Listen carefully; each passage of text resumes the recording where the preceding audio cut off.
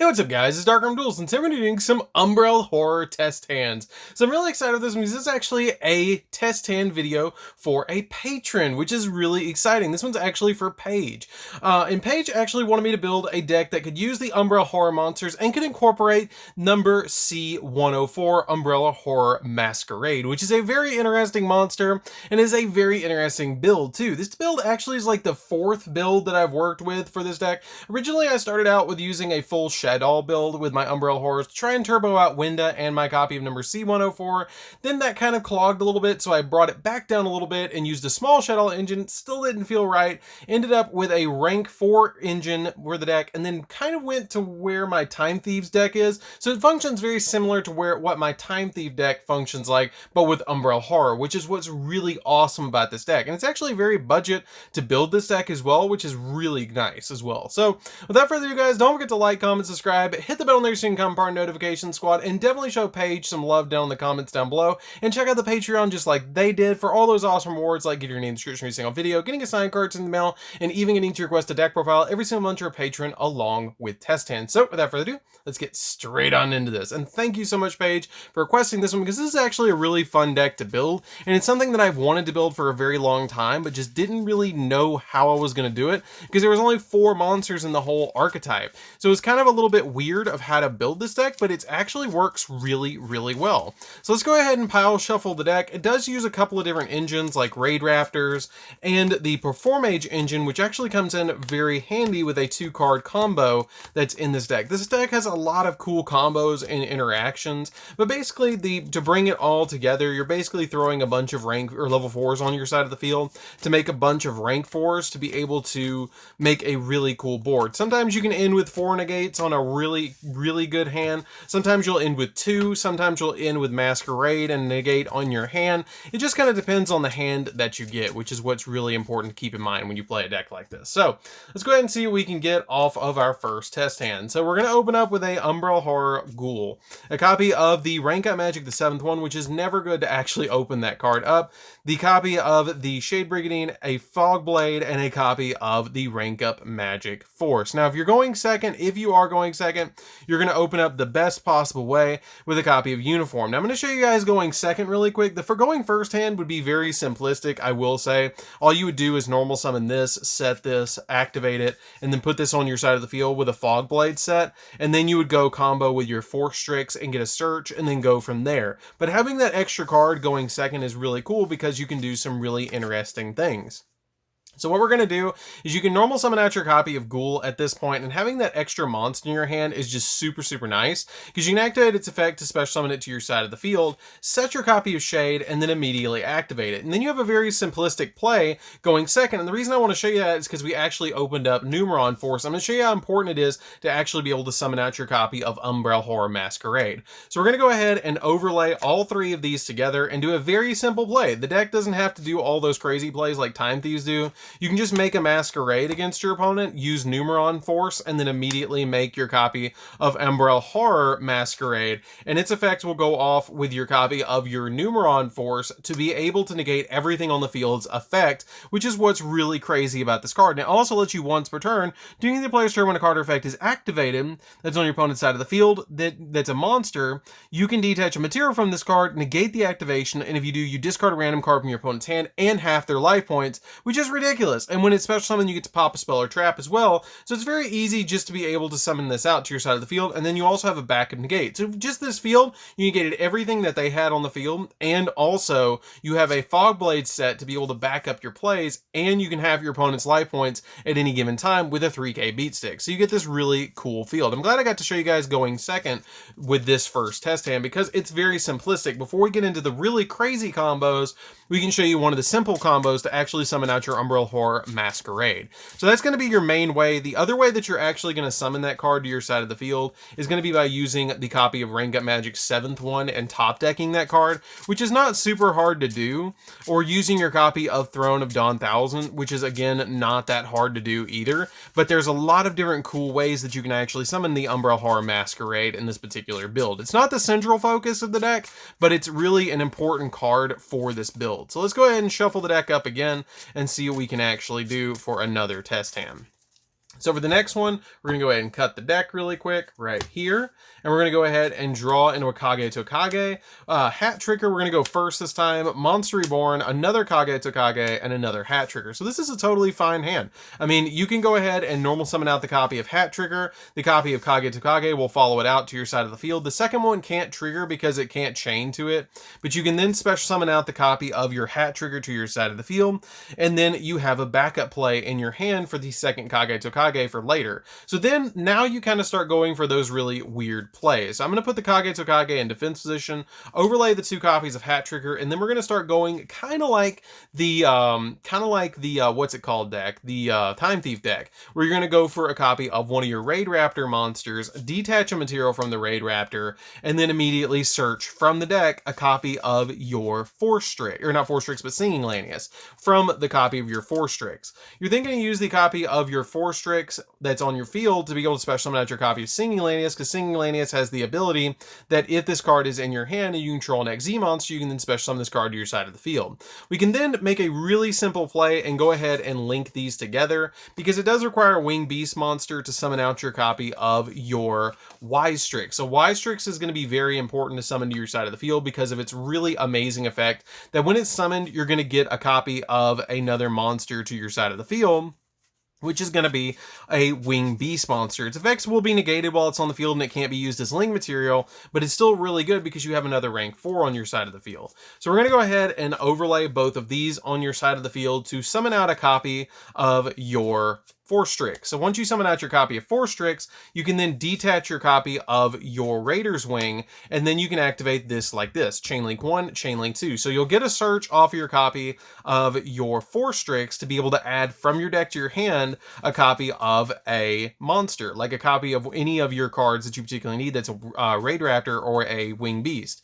I usually grab my copy of Strangle Lanius because it's going to get me more advantage because I can special summon it to my side of the field, and then I'll set to my side of the field a copy of Soul Shave Force, which is going to be very, very, very helpful to my side of the field because the Soul Shave Force can be activated the turn it's set, which is going to be really helpful. This doesn't lock you out of dark or into dark monsters. The only card that actually locks you into dark monsters is your Strangle Lanius after it's been summoned. So I can previously activate the copy of Soul Shave Force, special summon out the Force Strix, and then immediately special summon out my Cyber Dragon Infinity to my side of the field to give me my first negate.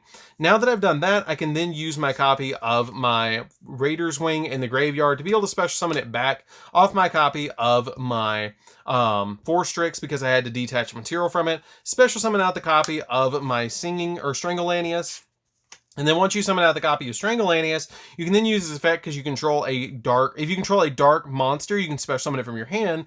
And then also you can't special summon monsters for the rest of the turn except dark. And if you control an XZ monster with a dark XZ material, you can target a level 4 lower Raid Raptor monster in your grave and its effects are negated, but you special summon it. So I do have my copy of my Singing Lanius, so I can bring that back to my side of the field. And then at this point, if you want to summon something that's a rank 4, you can, because you have a couple of different rank 4 options. Now keep in mind, you can't summon the Masquerade because it's light and you're locked into dark monsters for the rest of the turn, but you can summon something like a Key Beetle to your side of the field and really get some advantage. So at this point, I would go ahead and overlay both of these on my side of the field to immediately make a copy of Key Beetle, because Key Beetle is going to be pretty key in these plays. Now the Key Beetle has the ability your opponent can target it with card effects as well, which is going to help out the card a lot to be able to protect it from being able to be targeted by card effects. And then you can go ahead and use your copy of your Singing Lanius and your Wise Strix to summon your copy of your Rusty Bardige, and then the Rusty Bardige will send from your deck to the graveyard, kind of like the regular Phantom Knight deck will. It'll send from your deck to the graveyard a copy of your Silent Boots, and then it will set to your side of the field a copy of the Shade Brigandine or a copy of Fog Blade, depending on which one you want. I would probably grab the Fog Blade because it's going to give me additional negations, banish the copy of my Phantom Knights of Silent Boots, and then immediately set to my side of the field the second copy of Fog Blade, which is going to help out the deck quite a lot. Because then at this point, if I wanted to, I could detach a material, and then if I could detach a material and then target my copy of my Fog Blade that's set to be able to protect my Key Beetle. The Key Beetle can't be targeted by card effects, but if it's going to be destroyed, I can protect it, which is pretty cool as well. And on top of that, it's a good way to actually pop your copy of Fog Blade to get it off your side of the field if they do try and punch through your copy of Key Beetle. They're going to have a really problematic time getting through this card, which is what's really important about it, and it really helps this card out a lot in the long run of things. You have a negation here. You have your negation, your double negation of your double Fog Blade set, which is going to be really helpful for you in the long run of things. And then you also have a Monster Reborn in your hand for the later game to be able to go into some additional plays. Now, if I draw into my next turn, I'm going to draw an Allure, which I can immediately drop the Allure to draw 2 more off the top of the deck, and then banish my copy of Mothman, because the Mothman is not going to be super helpful. Normal summon out my copy of Damage Juggler, and I keep in mind this is in the next turn. Special summon out the KageToKage, overlay both of these, and then make anything else that I want. If you want to leave it just like this, you can leave it just like this. And if they do destroy one of your monsters, like your Forstrix, you can Monster Reborn back a monster to your side of the field, like a copy of your Hat Tricker, and then immediately overlay all 3 of these to summon out your copy of Masquerade, if you want to summon out your copy of Masquerade. However, if they don't, and you want to keep that copy of your Forstrix on your side of the field, if they didn't destroy it and you're still locked into a play like this, then you keep that in your hand. You can actually do a really neat play where you actually can OTK your opponent by overlaying both of these, summoning your Raiders Knight, detaching the copy of Hat Tricker, or Damage Juggler, and then summoning out your copy of Arc Rebellion to your side of the field and being able to OTK them with the Arc Rebellion, which will cold wave the field and negate the effects of everything on the field, which is really good because it'll negate your copies of your Fog Blades and you'll be able to pop off. Now, you didn't really get any Umbral Horrors in that particular hand, and since there is so few in the actual archetype, you will get hands like that where you just won't have an Umbral Horror, which is a little bit unfortunate, but they don't have that much support. They actually only have 4 monsters in the whole archetype, and they're not all level 4s. Some of them are level 2s, which is kind of weird, and they don't really work with the rank 4 package, which is a little bit unfortunate, but they do still work pretty well to be able to go into other plays if you're going for a Link build. But like I said, I went through a bunch of different builds, and I found that this was the most consistent of all of the builds that I actually built for you, Paige. I felt like this one was the best one to actually be able to carry to a tournament and be able to compete and pop off with it, to be able to basically OTK your opponent. Now, it functions, like I said, very similar to my Time Thief deck, but it's very consistent. Like, this deck very consistently can pop off, like showing you that going first hand, you still would have had a rank 4 on your side of the field going first, and you still would have been able to OTK your opponent, which is really nice. But at the same time, going second, or going first, you get that better hand on the second test hand. So let's go ahead and do one more test hand and see what we can do for this one. I'm gonna fling that card. What was it? Was it an Umbral Horror at least? It was a Fog Blade. Of course it was. Let's go ahead and actually shuffle it up and see what we can do for the next one. I'm so glad they actually reprinted Fog Blade, because those were like $10 a piece before Ghosts from the Past, and I bought so many of those. So let's go ahead and see what we can do for the next one. So we're going to get a copy of Monster Reborn, Double or Nothing. That's so unfortunate to draw Rank Up Magic or Double or Nothing. We draw a copy of Hat Trigger, a copy of KageToKage, and a copy of our Silent Boot. So this is where you get that kind of awkward hand where you drew 2 of your bricks. But this deck plays bricks just like the Time Thief deck, but it's okay. If you go second, I'm just going to show you what would happen. You draw into a copy of the Umbral Horror uniform, which would be kind of nice if you're going second, because you could swing into an opponent's monster and then make all your crazy plays during the second or the main phase 2, because it would get you 2 monsters on your side of the field, which then can special summon out the Hat Trigger. The KageToKage could follow it out, and if you go second, you could potentially make a Utopia and swing for at least 5,000 with your copy of Double or Nothing. But with this particular hand, you're just going to be able to normal summon, special summon this out to your side of the field, and then once you do, you'll be able to go into a play like this, where you can summon out your copy of your Forstrix to your side of the field, and then since you have the Monster Reborn, you're okay, because you can reborn something. But it's going to be a little bit more awkward of a hand because you don't have all those crazy plays that you did in the previous hand to make additional rank 4s, which is a little bit unfortunate. You're going to be able to special summon that copy of Singing Lanius that you searched, and then once you summon out that copy of Singing, you can then Xyz summon these together, or not Xyz, but link these together, and then once you link these together, you'll summon out your copy of Ystrix, and then Ystrix's effect will go off, getting you an additional monster on your field, which will be your copy of your Raider's Wing. which then at this point you have the Monster Reborn that you can go into and reborn back your copy of your Singing Lanius, because it's going to be kind of important, or your Hat Trigger. I'd probably get the Hat Trigger back to be able to keep the copy of Singing Lanius or Strangle Lanius live. You can then overlay both of these and then immediately send one to the graveyard after you make the actual XZ play. Don't forget Dark Armed, you got to make the XZ play. So you can go ahead and make your copy of Force Strix, detach your copy of Raiders or Wing, and then be able to search the deck again, Chainlink 1, Chainlink 2, get your rank up magic spell, and get your copy of your Wing Beast monster. So we're going to grab that Wing Beast, which is going to be a copy of Strangle Lanius. All three of those ashes are like right there together. That is... Remember, guys, as you're playing with your deck, don't forget to like be able to do that, because you can actually rearrange it a little bit. It's okay. So we're going to go ahead and grab that, and then we're going to go ahead and grab a copy of Soul Shave. Again, the Soul Shave is going to be very, very, very important for this play. Go ahead and drop the copy of Soul Shave, bring back your copy of your Force Strix, and then once you do, go ahead and make your copy of Infinity. And then you have the copy of Monster Reborn if you want to use the Monster Reborn. And you have the copy of your Strangle that you can special summon to your side of the field and then use its effect to be able to bring back from the graveyard your copy of your Strangle Lanius, which is going to be pretty helpful just to be able to pop off. And then you can go ahead and make one more XZ play right here, which is going to be pretty nice for the Key Beetle. And then if you want to, you can go ahead and use the Monster Reborn now, and it will let you get your copy of your Singing, because then you can go into your Rusty Bardiche. So let's go ahead and go into the next one and see what we can actually do for the next one. See, that's kind of what happens when you get a weak hand. It's not quite as good. You want at least 3 monsters that you can summon to the field, and then you can start getting those really, really bonkers plays, because you're going to get all those really, really, really nice, crazy cool plays. So let's go ahead and see what we can do for the next one. We'll do one more at least and see what we can do. So we're going to go ahead and shuffle it up right here and see what we can actually pull off. So let's go ahead and see. So we're going to go ahead and draw Umbral Horror Uniform, Silent Boots, Will-O-the-Wisp, Singing Lanius, and a copy of our Damage Juggler. So this is one of those hands that's a little bit awkward because you don't have a lot that you can actually do with this. You have a bunch of monsters, but you don't have a lot of ways to actually deal with your opponent's plays.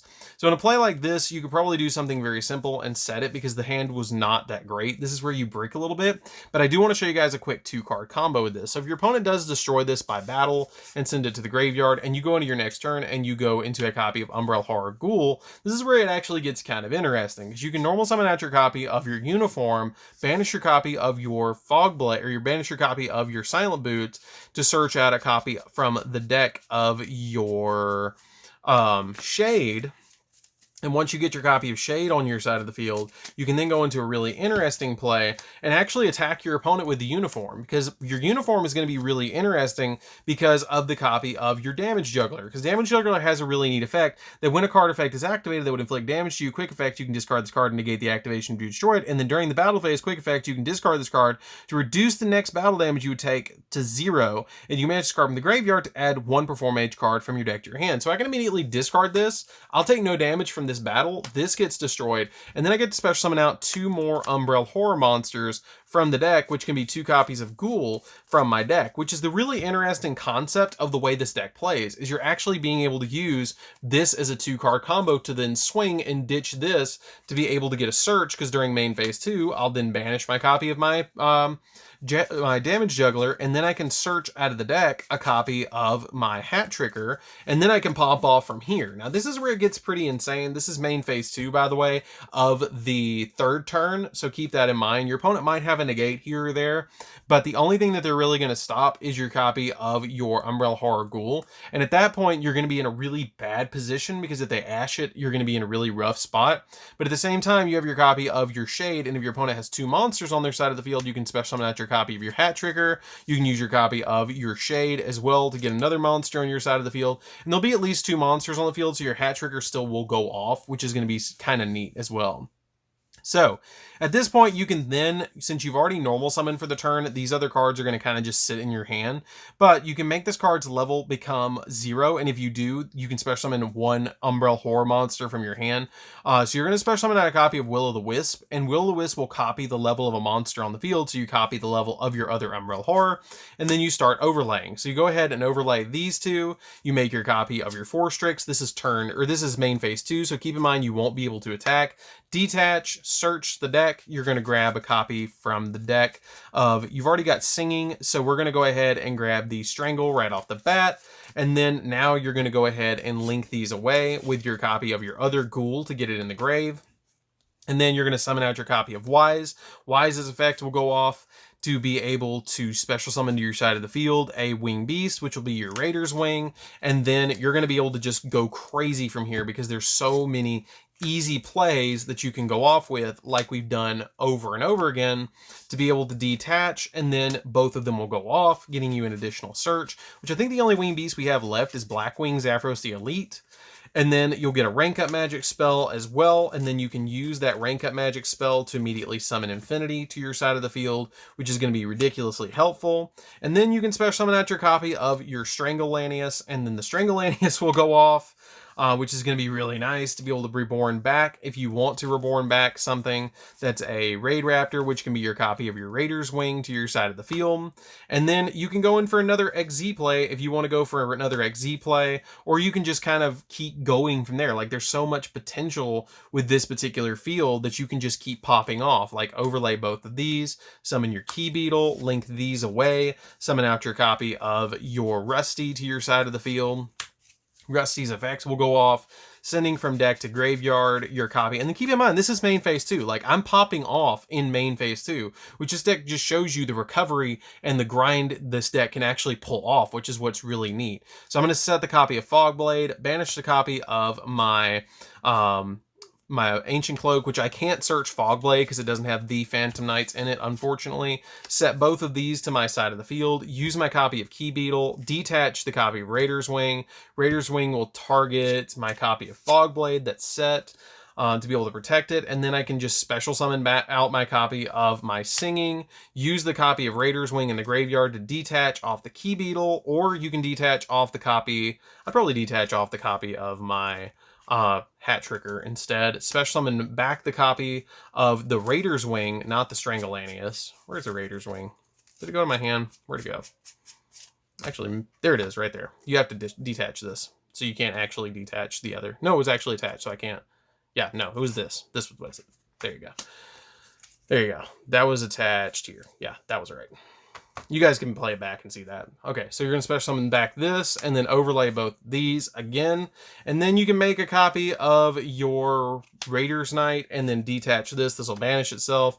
And then summon out your copy of Arc Rebellion. And then this is main phase 2. Like, you still get this crazy board where main phase 2, you have all these crazy monsters on your side of the field to be able to pop off to go into some really amazing plays. I think this would still be attached to that, but hey, whatever. So you have all these really crazy cool plays that you can pop off with. So that's pretty much it for this one. Don't forget to like, comment, subscribe. Definitely tell what you think of this one down in the comments down below, because this is insane. Like, this deck is really crazy and what it can actually do. When you throw Raid Raptors in with a basically rank 4 package, it works, which is what's really amazing. I really love the way that this deck actually plays. It's super, super fun.